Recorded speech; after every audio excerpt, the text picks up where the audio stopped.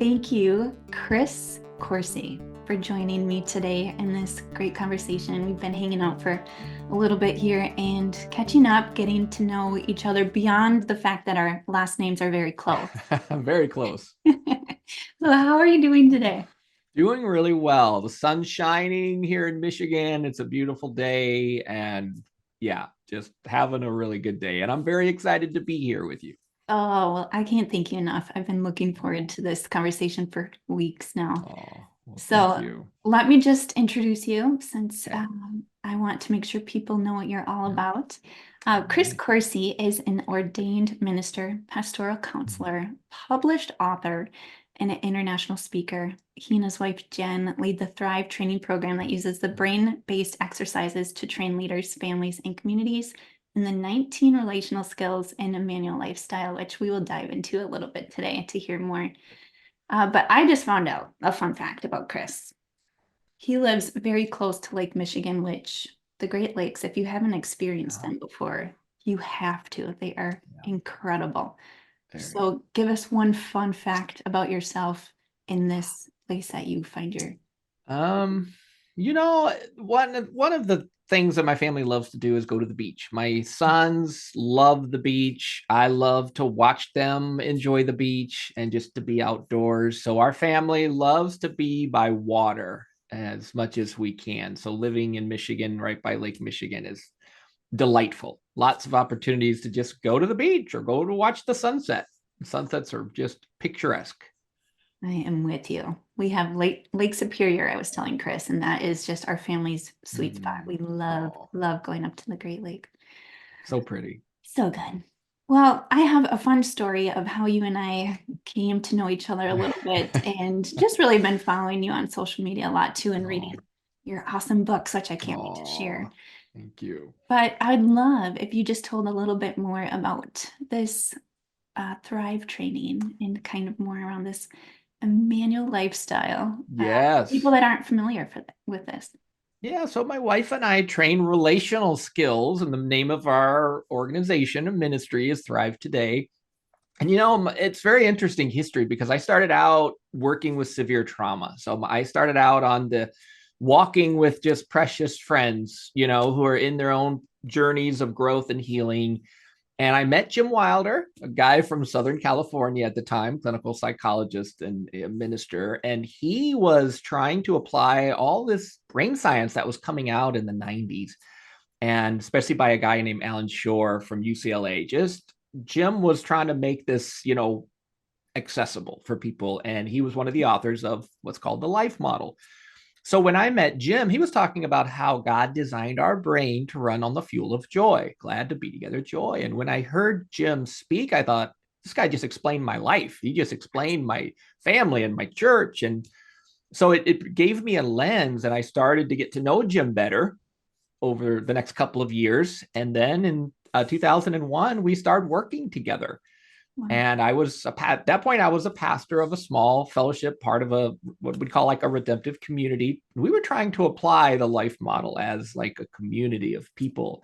Yeah. And this was kind of the soil where Jim said, I'd like to do some training together, because all this brain science says ideally you learn a lot of these important relational skills the first 3 years of life.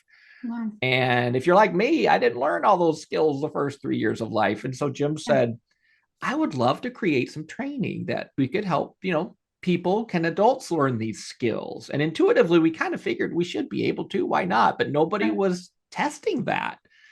Wow. So Jim said, let's practice. We can create some exercises. And Chris, you've got a community there, and why don't you test the exercises? And I started testing the exercises, and it was like watching a lamp be plugged in and turned on. People just, you could see joy starting to grow in people's lives, and you could start seeing these changes, amazing, beautiful, wonderful changes in people. And I would write back to Jim or talk to Jim and go, Jim, this is amazing. So and so smiled today. I've never seen her smile before. Wow. And I would just report, back to Jim what I was seeing as we were practicing and, testing these exercises basically. And I think we're onto something. I think we should do a training and invite other people, to do this training. And so in 2002, we planned a 6-day training. So it's kind of a long Oh, event, 6 days of like practicing joy exercises and doing things to fun. grow some joy with God and with, with each other. And it was a total experiment. We had no idea how that would go. But here we are, still all these years later, Jen and I are, running trainings and helping people grow and learn these relational skills. We call them the 19 skills because we, brain science, between brain science and the Bible, we kind of, there's some basic skills that help our relationships grow, Yeah. basically. And so we have 19 skills that we train. And it's just, yeah, it's been really life-giving because Jen and I needed to learn these skills ourselves. So it's, Mhm. we're doing the training, but we've also had to grow these skills in our lives. So it's a very meaningful thing to do, watch people learn and practice these skills together. Could not agree more. I think that was such my journey too. I don't know Jim personally, although he's dealt with several emails from me Okay. Oh trying yeah. to Yeah. understand some of his teachings. But Yeah. what a radical shift in my life when some of Mhm. these skills, particularly around joy, came into my experience of just understanding the power of joy. And I want to get into that a little bit because you are like literally the author of joy. I know God is the author of Yes. Yeah. joy, but like your books are literally on this topic and they Oh, are so good and so thank you. easy to read and incorporate in your daily life. Oh, thank So you. let me share just a little bit of how you and I Yeah.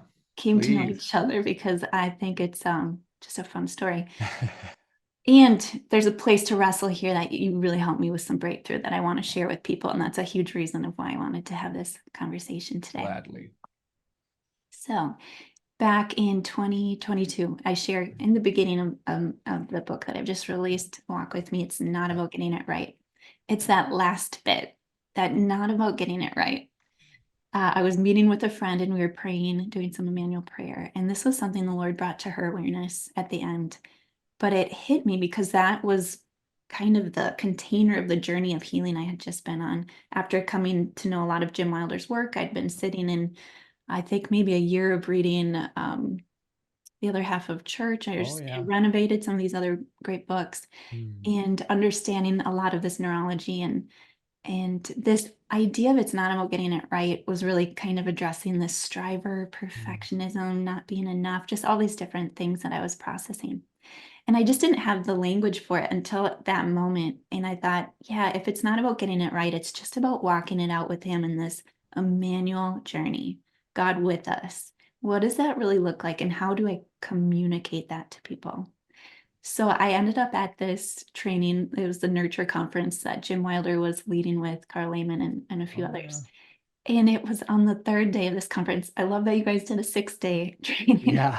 because 3 days of this, I believe it was the last day, he said something along the lines of we weren't created or designed to be able to know what is right exactly or to get it right. And Oh you'll have to help me with the wording, but it was yeah. like, Hmm. and he was proving this like with Hmm. evidence Yeah. in a Yeah. very scientific approach to Yeah. like I heard it, but it was like Yeah. PhD level. I don't know. It just went Hmm. over my head. But what stuck with me Hmm. was like, wow, I just really felt like the Lord was showing me all these different ways and really speaking this clearly to me that it was something that carried weight, that it's not even in our design to try to be the one to decide what's right and what's wrong. Anyway, so Oh. I get so curious after this conference. This is kind of nagging and lingering, going, wow. But Hmm. during that time, I'm connecting with people all over the world and kind of doing this Emmanuel lifestyle Yeah. approach with them. And Hmm. the thread that I found in all of our stories was this fear of getting things wrong. It came up so often that I thought, wow, it's not just me. There are so many others that are stuck, depressed, feel hopeless, just despairing because we don't know if we've done the right thing. We don't know if we've heard God correctly. We don't know. It's just always kept coming back to this idea of getting things wrong. And I got to a certain point where I I wanted to be able to relay what I believed Jim Wilder was saying about this, but I didn't have my own words to put around it yet. Yeah. 'Cause Yep. I didn't fully believe it. Yeah, sure. I understand. I get You it. know what I'm saying? So I needed to really understand it to be able to share it. And I wrote a message, an Mm, email to him, and I was like, could you please explain this to me mm. at like a kindergarten level? Like just all the Oh. way down here, please. And I'm struggling, but I think this is Mm, really important that I really understand and believe this with my heart and my soul. mm, And he wrote back just generously, gave me lots mm, of sources and answered a lot of other questions I had. mm, And on this email, he included your name and he said, mm. if you need some more help with this, my friend Chris Coursey, he teaches us Oh. in the Thrive training and with Mm, his wife Jen, and I'm sure they'd be able to help you kind of wrap your head around mm. this some more. So I kind of took in all of his resources, went through it. Wow. I felt like I got a little bit more, but still was lacking the language Mhm, to be able to communicate this well. So I reached out to you, mm. and you responded so kindly and so encouraging with your wife's own place, I struggle Yep. in this, and Mhm, just the words and the other resources you gave to me allowed me just permission to mm, sit and really unpack this mm. with the Oh. Lord. And it was like just that last little piece to get Mm. over Wow. whatever the struggle was, whatever the wrestle was. Mm. And it released Wow. like a flood that I was finally able to Mm. capture my story, capture my journey, put words around it, and confidently be able to share and communicate it. So Wow. thank you, first of all, for being a part of this journey, for being a part of Wow. why my book is here today and the people I get to walk with in this place. What an honor. Yeah, I just I can't thank you enough for Oh. taking the time to do that. It just speaks volumes to Wow. the kind of person you are that you Oh. sit with me and Thank offer you. anything else to help me in that journey. Oh, well, what an honor. It absolutely was honored when you wrote and reached out. Like, yeah, whatever I could do to help. And I'm so glad to hear this. Your Yeah, story is amazing. it's a journey. Mm. So you and I were just kind of chuckling and laughing that this is Mhm. a place where people really get stuck. Yeah. Yeah. So just in your own training, is there anything you'd want to share around this? I, Yeah, yeah. So one of the 19 skills is called stop the sark. And, in the life model, there's kind of two ways of living in a sense. So one is living from the heart Jesus gave you. The other is living from the sark. And the sark is like the Greek word for flesh. And so in a sense, the flesh means like, I know the right thing to do here. Like I can figure out the right thing to do. And this was where my wife really Jen really wrestled with this as well because she's like, I can figure out the right thing to do. And basically, the life model would say if you're not living from the heart that Jesus gave you, if you're not seeing from your eyes and ears in the spirit, you're going to miss it. You're not going to hit the bullseye. You're not going to hit the target. Like we're going to miss it. And it's just one of those things that some of us really wrestle with, for lots of good reasons. We wrestle with it. And Mhm. it was helpful to join my wife in her journey back in the day because we were starting to train these skills and she's like, I'm not buying this one. I'm not buying this. And I heard her out. I'm like, yeah, I get I understand it. And she's like, she wrestled and she talked to me, she talked to Jim, and yeah, got very similar to your story, I think. Eventually she started to just understand it in her own words, in her own language, Right. and it started to resonate. And it's like, oh, okay. So this explains some things. And just, I Mhm. think for her, thinking of people who were convinced they knew the right thing to do for her. Like they knew the right thing to do and it didn't feel good for her. Like this doesn't feel good, so it just gave her a lens, as it does, for many of us as we start to learn that, like, how do I learn to see some of what God sees from God's perspective? And just, even thinking about Jesus wrestling a little bit, with some of the teachers, of his day, who they kind of thought they knew the right thing to do at times. And Jesus is like, no, there's more to this story. There's more to this picture. And it feels kind of like God's grace in a sense as we start to learn this. And I just feel like your story is so compelling. It just, this Right. what's grown from you wrestling with this and staying in the ring to wrestle with it and not just throwing it out, which is what some people do, just throw it out. Yeah. You kept getting in the ring and wrestling with it. I really admired you for that. It was Yeah. really commendable.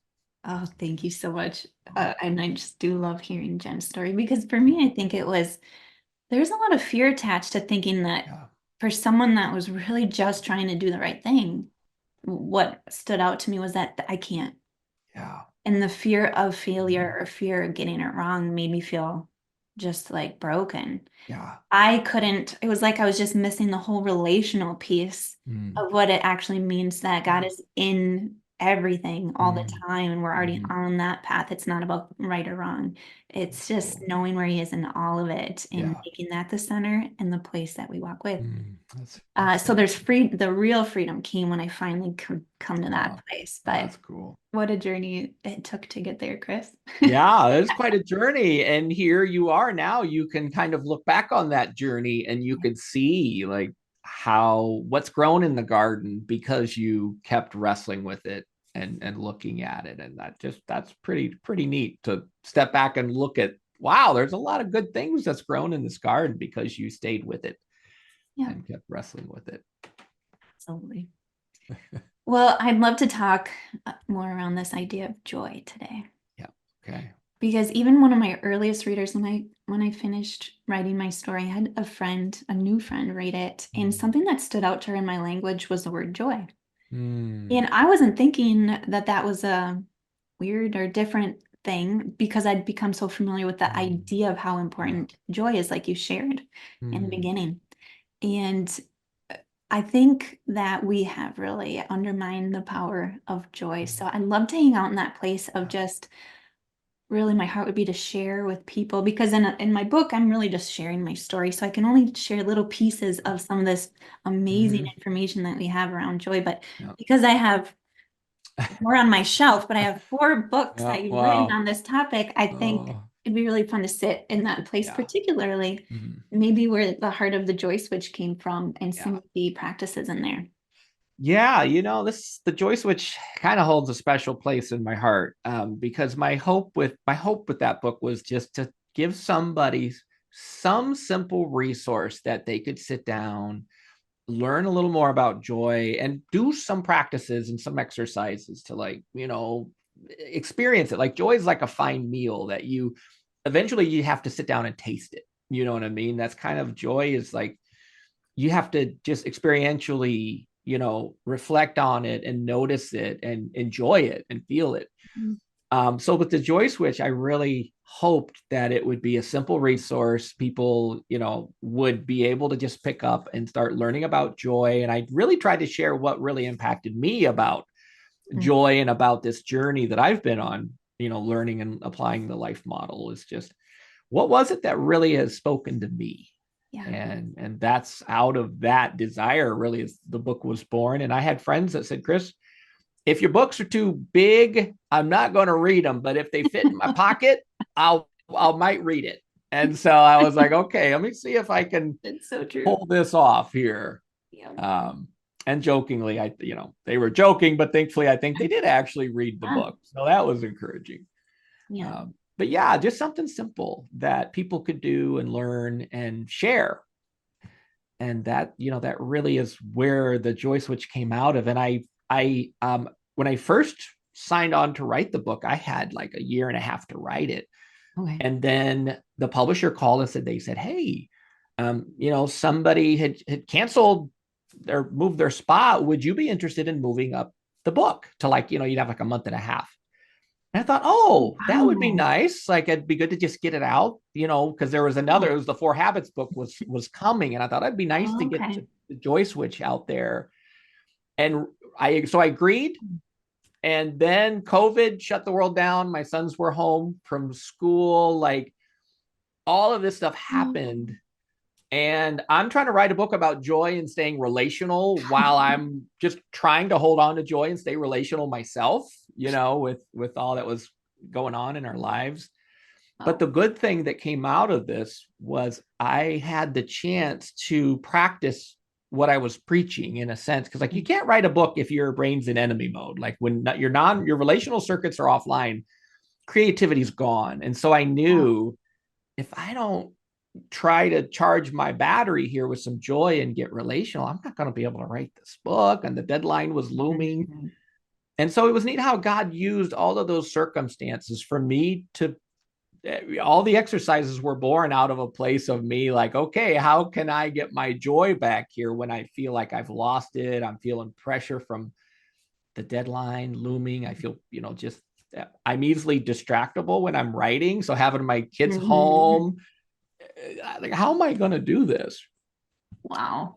It, it, it all came, thankfully it came through. And that book, yeah, that's why the book's kind of special and, to me because of those circumstances, but it really gave, I think it added to the content because I was having to do the exercises to write about joy.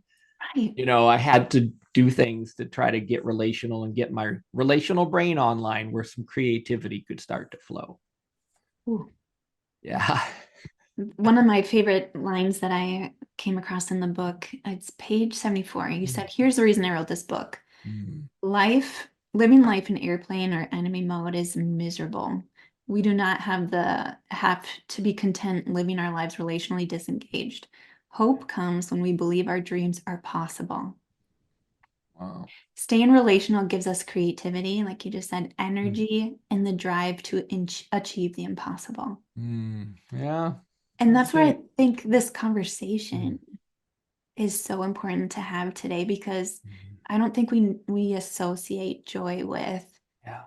our ability to be creative, energy, or just to be able to achieve our dreams or the things that we have Mm, inside of us if we are in this enemy mode. Would you yeah. mind explaining a little of that difference just in a Yeah. kindergarten level? Yeah, gladly, gladly. So, one of the things I appreciate about Jim Wilder is he puts words to some of these brain processes that are happening and going on. And Mhm. so, like one of the things that joy does is it actually wakes up the relational parts of your brain in the right hemisphere. And so, when you anticipate some joy, like you're going to get together with your good friend, I'm going to see Jesse today, and am anticipating that time that actually wakes up the relational center in your brain and you feel more present and you can't wait to interact and you're looking forward to it and you just you watch the clock because you can't wait for that time. And so that would be like relational mode is you're ready to interact and you just can't wait to be with that person that you want to be with. And when this circuit, the system is kind of like a dimmer switch, as Carl Lehman would call it. And a dimmer switch just like it can start to fade. And so my joy kind of starts to fade, and I slip into what Jim would call enemy mode, Yeah. which is where I start focusing on problems or pain or I want to win when things start getting difficult in my relationship. So in enemy mode, I just don't want to interact. I want to be on my phone. I want to kind of basically be non-relational. The people I care about feel more like enemies rather than family or friends. So my hope with the joy switch was that it would help people be able to tease out, okay, if I'm in enemy mode, how do I get out of enemy mode? Or what can I do to grow more joy and to live relationally where the good stuff can grow? And where joy grows. The nice thing about being relational is that's when we look for joy, we can feel some joy, we can anticipate joy. Whereas in enemy mode, we don't really feel much joy because we're focused on, a problem or we're focused on something that's upsetting or worrying us. It's just that enemy mode is not a place we want to visit for very long. Yeah. So that's it helps to kind of contrast that. And we all could probably think about times where we want that interaction and we're looking forward to it and we notice the energy's there, and then when we see our friend or family member we light up and we're engaged. And then we can all think about times where we don't really want to interact, we want to get away from people or be on our phone or whatever it is. And so yeah, just having that lens and going, okay, my sons are getting home from school here soon and I really want to maximize the time with them and connect with them. So if Mm. I'm in enemy mode, I want to do what I can to get back into relational mode and try to just be able to savor and enjoy the time interacting with my kids. Yes. So relatable. And you write so relatable. And these Oh, exercises are so helpful to just gain that awareness piece, I think is the key, because just chapter one, you have a exercise just kind of identifying those two modes. I love how you just summarize that, because being able to practice it then and notice a time where you felt really connected versus a time that you didn't. I've brought this practice into communities oh, cool. and it is so powerful. And just a Oh, little silly side story, I tried this in my home. I was very inspired after reading wow. your recent book, and just like, all right, Oh.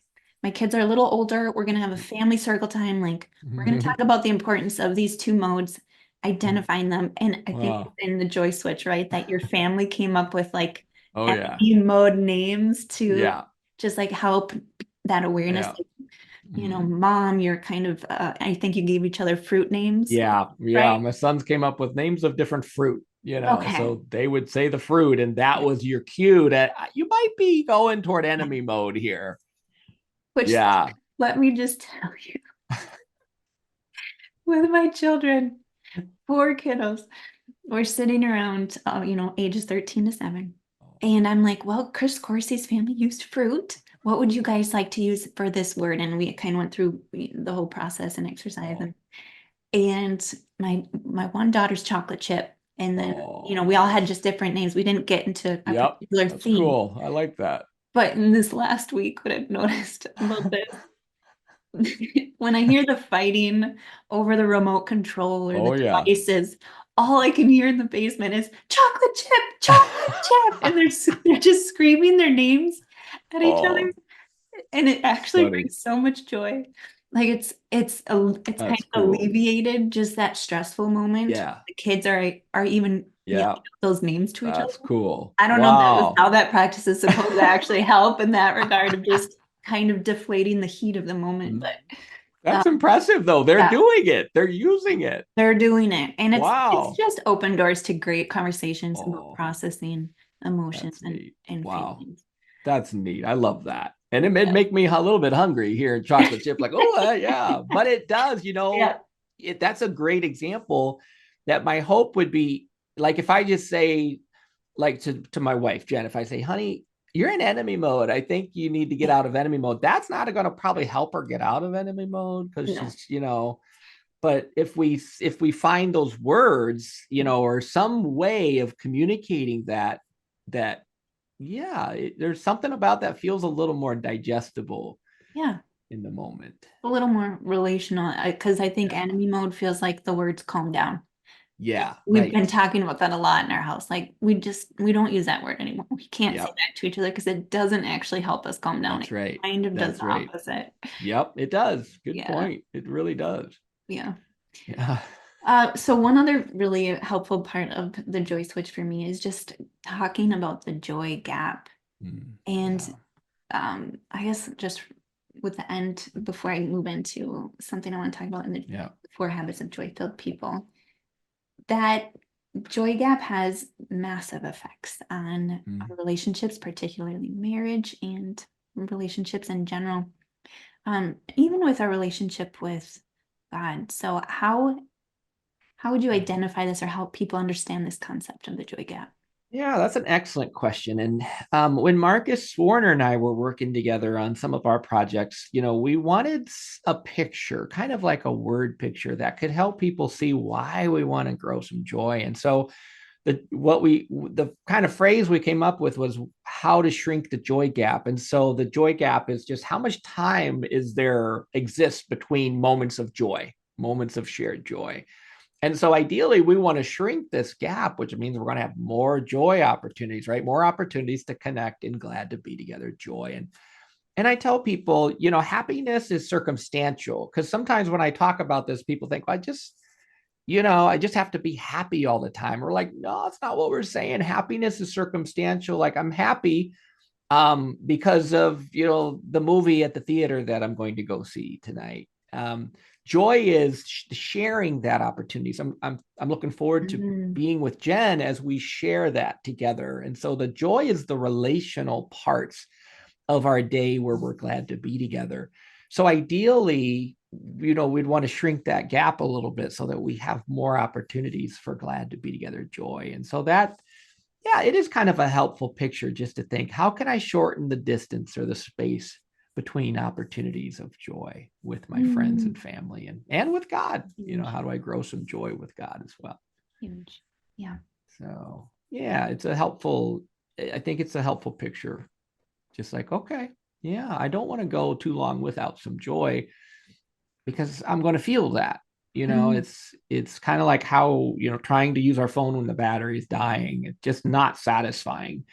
right. Or we don't have a signal. Right? It's just not satisfying. So joy just really kind of refreshes and recharges us and helps us stay relational. And it helps us get out of enemy mode a little better.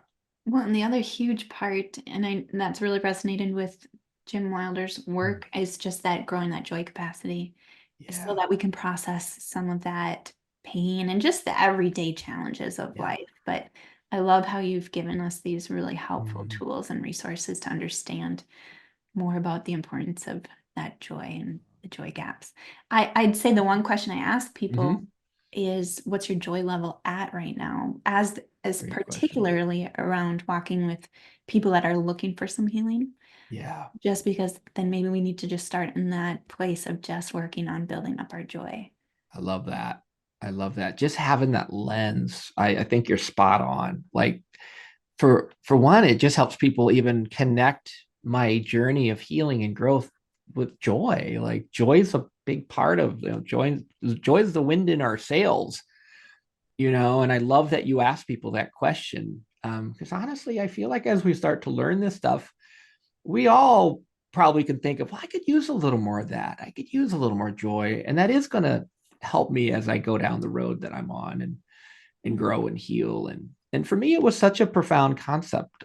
Just thinking about that's the language, that's what I wanted. Like that's what I wanted growing up. That's what I wanted with God. Like I mhm. wanted that joy. That's what I wanted with my family and my friends. And Yeah, it resonated so deeply as I started to learn this stuff as well. Like, wow, that explains a lot of yeah, why I even, acted out in some of the ways I acted out because I was really hungry for joy. yeah, And the lack of joy is painful. It hurts. yeah, So I love that you do that. You put that on the radar for people. yeah. Well, because it's part of my testimony, right? That's Wow. that's the place of transformation for Mm, me. So that's awesome. That's brilliant. yeah, I love that. All Mm. right. Well, this is your latest book, The Four Habits of Yep. Joy-Filled People that you wrote with Marcus Warner. Yeah. I love this book so much. I've just Oh, finished it. And what really, really stood out to me, again, it's just a excellent resource for joy and understanding toxic thinking. yeah. I love your practices in here for calming. These were, Mm.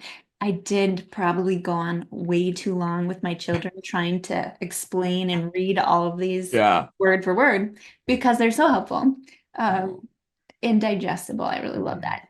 But one of the things that really stood out to me is just a growing thought for me is how important it is to share our stories.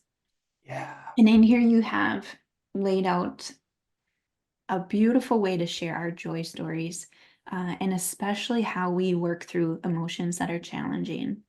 And I think this ties into so many ideas around the Bible for me and just how we were designed to do life together and Yeah. how much we miss out when we don't share. Mm. But what's the heart and maybe even neurology behind Mhm. the importance of sharing these stories with people? Yeah, stories are one of these wonderful skills that you can get so much out of a story. And so, one of the things about joy is when you remember times of joy in your life and you remember how you felt and you remember, the interactions and the faces and the voices and all of those good things, what happens is your brain starts to respond as though you went back in time and you're reliving it all over again. So just remembering joy has a whole lot of benefits. But when you're sharing joy, One of the things, it does a lot of things, but one of the things is it helps your listeners' brains respond as though they're experiencing the story. So their brain lights up in the ways that your brain's lighting up as you're recounting it and you're sharing it and you're conveying it with your face and your voice and your body. So it's one great way to spread some joy. And stories really help us make sense out of things. So like when we're sharing some joy and you hear that story, it really helps us to make sense out of things from our life. And stories are just a great way. Like when you share your story, what you're doing is, in a sense, you're also training your brain to start looking for joy. So when I think about it and I feel the joy and as I remember it, but then when I share it, what it's doing is it's not only helping my brain, process that information, but it's helping me to start looking for joy. So the next day, maybe when I'm in the grocery store and I'm, feeling overwhelmed by something, when I've been thinking about and feeling and sharing joy, then my brain starts going, well, I wonder what God is up to here. I wonder what good's going to come out of this, because this is just the kind of situation where something good can grow out of something hard. So Mhm. stories are just one of the best ways to share our joy. Everybody loves to hear stories. So, for us as a storyteller, as well as the listeners, it is just a very brain friendly way to grow some joy and share some joy with others. It's really Mm. life giving. Yeah, and even as you say that, what I loved is reading through your stories because I could relate to Mm-hmm. so many parts of them, particularly around, parenting and things that come up with our kids. But Oh, yeah. you shared a few stories just through some of these big emotions like disgust and like Yeah. some of them had me laughing, some of them Uh-huh. had me just like cringing, like, Yeah. oh, I Oh, know those yeah. stories. Yep. But it really hit me on a heart level Mm. instead of just that Oh, knowledge, head that's knowledge. neat. That's neat. Um, so there was a part of me too that was really drawn to the idea of even listening to how you were remembering or recalling a moment where you saw Jim Wilder take an opportunity to maintain those relational circuits Yeah. allowed you in a similar situation to be able to maintain Mm-hmm. that. So that's where Yeah. that growing thought is just how important it is to model Mm. these, to Yeah. notice, to be aware of them, be Mm-hmm. able to see when they're happening, to remember them, Yeah. so that when we're up against those situations, we can draw from those experiences of what That's someone right. else modeled for us. Mm-hmm. And I think you may have spoken about this is why it's so important to have generations in a community so Yeah. we can see this modeled for us. And as Yeah. a parent, what that's done for me is Mm. just really attuned me to going, okay, what are my children seeing me do and behave in certain circumstances? Am I letting them into all these emotions, Good. these hard things that they will have to deal with in their life? Yes. How much of our world is kind of trained to have these facades and these Yeah. things that don't allow people to into those parts of Mm. our stories. Yeah. That's right. I love that. Yeah. Yeah, I love that. I mean, and as you're sharing that, when you share a story, I also feel like I get to know you better. And so I try to share a lot of stories with my sons. Sometimes they roll their eyes because, oh, dad has another story. Yeah. But I recently was sharing a few stories and they were listening. One of my sons was listening and he came Mm. up to me afterwards and said, oh, daddy, I hadn't heard those stories before. Those were really good. Yeah. So it also helps others get to know us and our values and our heart. Like when we share our joy, it really does. It's kind of like a window for others to look in and get to know us better and to see some of what God's put in each other. So Mhm. yeah, stories are just they're a great skill. They're great for your brain. They're great for your character. But at the end of the day, it's a meaningful way to connect and share some joy. And I love, yeah, the multi-generational community. Like Yeah. I had a grandparent that loved to tell stories, and I still remember those stories to this day, even though that was like 30, 40 years ago, those stories Yeah. were told. I remember it like it was yesterday. Yeah. They do. They stay with you. That's the Yeah. legacy, I think. Yeah. 100%. Mm, sweet. So, what is next for Chris Coursey? Are you writing any Yeah. more books on I joy, or am. are you just going to a whole new subject of what? Well, you're gonna love this. So I'm writing about return to joy. So now it's still got some joy in there. And so now the focus is really how to help people, like, how do I get my joy back when I've lost it? And whether it's because of my big upsets or hurts or whatever it is, what do we do when we've lost our joy? How do we get it back? And so it's really, about, we call it a return to joy skill, which is how we learn to bounce back from anger or despair or shame and so forth. So that's kind of the garden I'm working in at the moment, is just trying to flesh that out a little bit and create some simple practices people can do to get back to joy, get that joy back when they've lost it. Oh, that's so good. I can't Yeah. wait. Can't wait for that, Chris. Thank Well, you. how can people connect in? I know you have trainings through Thrive. Yeah. What's the best way for someone that's just hearing about this today, super interested, and needs to know where to Yeah. start? They can visit our website. We have a website with lots of resources. We have like different assessments people can take to gauge their joy and their joy switch. We have lots of videos. So if people visit Thrive Today, all one word, thrivetoday.org, lots of good information. And yeah, we do online events and different things. So that'd be probably the place to start. People would learn more and learn more about relational skills and joy and all of that good stuff.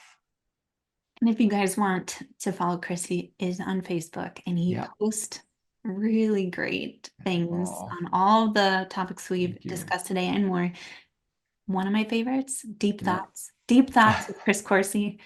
So good.